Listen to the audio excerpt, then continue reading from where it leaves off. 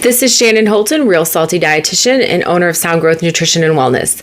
Today, for our Fun Research Friday, I wanted to talk about the science behind constipation. Dietitians are one to not shy away from conversations about poop. As an integral and very important part of the GI tract, talking about having stools and not having stools is a really common part of our day and our workflow. I do want to say that anything that I talk about or suggestions or tips that I suggest and provide, please reach out to your doctor or dietitian for your individual child before making any choices about doing anything, just because we want to make sure that we are considering each child's individual health and their needs. We can talk about it in stages. Constipation looks different whether you're an infant or a toddler or an older adolescent, and what can kind of cause that or increase the likelihood of constipation, and what can actually help, again, with the advice of your doctor or dietitian. So starting at the beginning, from infancy, we know that infants are primarily fed breast milk or formula, and so that as a liquid is generally at least 90+% free water. So if your child's getting enough nutrition from breast milk and formula, they should have enough fluid and hydration for stooling.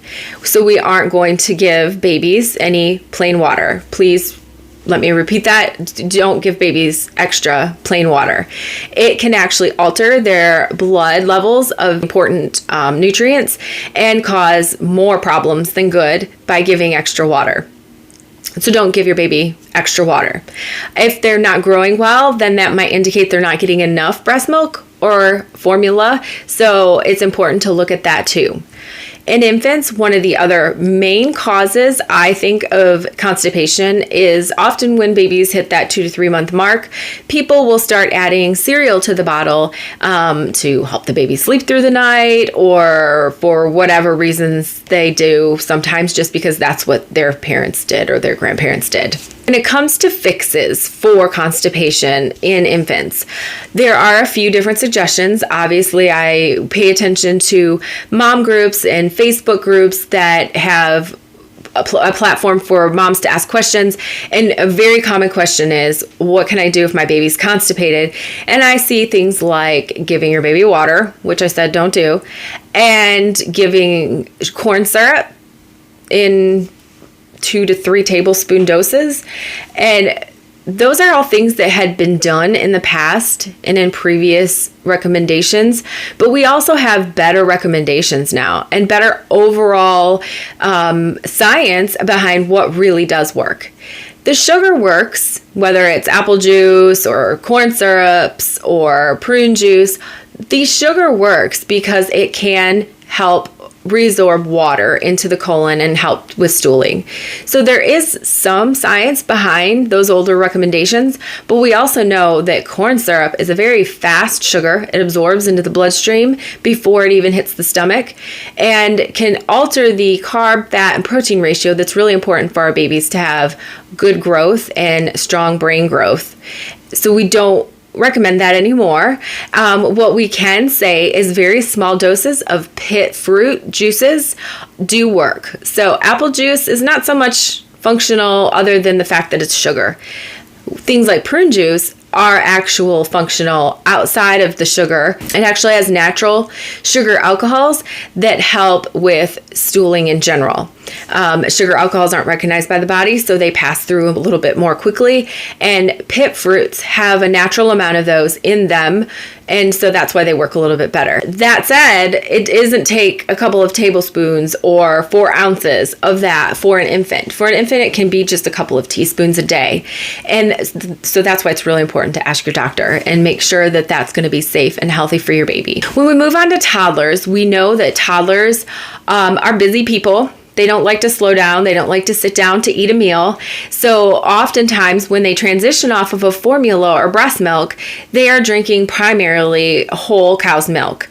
And that fat and carb intake without having other foods involved, if your baby's not a good eater yet, can contribute to some constipation in those early stages of toddlerhood.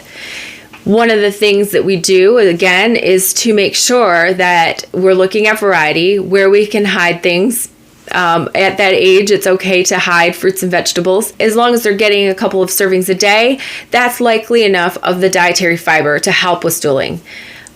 With fiber, you have to be careful. If you're increasing fiber, you need to make sure that you're hydrated and getting enough fluid to offset that fiber and to help absorb water into the colon to make that stool loose enough to go and not make things worse. It's important to avoid using excessive amounts of juice in toddlers because, number one, it can replace calories because they're busy and they don't want to sit still to eat.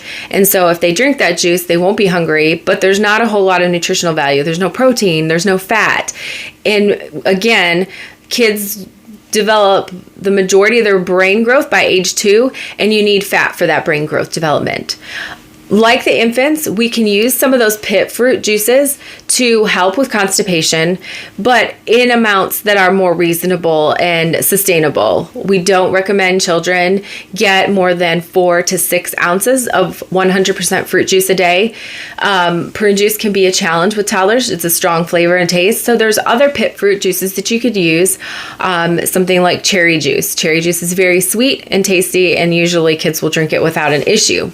Again, most of the time, those 100% cherry juices are concentrated like the prune juice, so you don't need very much at all to constitute a serving for a child. Lastly, sometimes constipation is just a functional issue. Sometimes there's an issue related to their gut maturity. If all of the things that we have talked about aren't working, oftentimes it may require something more specialized and a referral to be able to talk to a specialized doctor that can identify if there is a muscle contraction issue or if they just need a little bit more time for their gut to develop. In older children, it can remain and you can have functional constipation.